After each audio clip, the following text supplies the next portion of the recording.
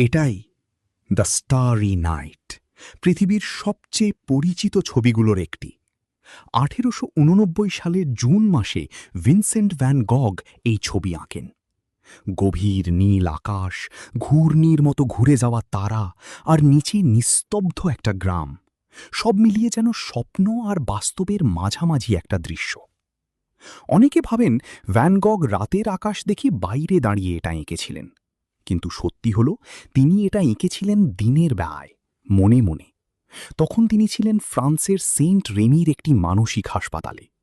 জানালার বাইরে যে পাহাড়, যে গাছ, যে আলো তিনি দেখতেন, তার সাথে নিজের কল্পনা মিশিয়ে তিনি তৈরি করেন এই আকাশ।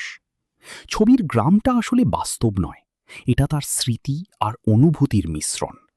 আকাশের সেই ঘূর্ণি, সেই আলো, সবই বাস্তবের চেয়ে বেশি আবেগ, বেশি অস্থিরতা, বেশি অনুভূতির প্রতীক। এই ছবির পেছনে আছে এক গভীর দুঃখের সময়।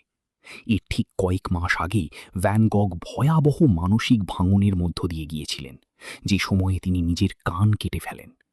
এরপর তিনি নিজেই হাসপাতালে ভর্তি হন, শান্তি খুঁজে পাওয়ার আশায়। হাসপাতালে তার দিনগুলো ছিল অদ্ভুত। একদিকে প্রচণ্ড সৃজনশীলতা, অন্যদিকে গভীর হতাশা। আর সেই টানাপোড়েনের মাঝেই জন্ম নেয় দ্য স্টারি নাইট। সবচেয়ে অবাক করা বিষয় হল, আজ যেটাকে আমরা মাস্টারপিস বলি, ভ্যান গগ নিজে এটাকে খুব একটা পছন্দই করতেন না। তিনি তার ভাই থিওকে চিঠিতে লিখেছিলেন, এটা হয়তো ব্যর্থ হয়েছে। তার মনে হতো তিনি বাস্তব আর কল্পনার মাঝখানে আটকে গেছেন।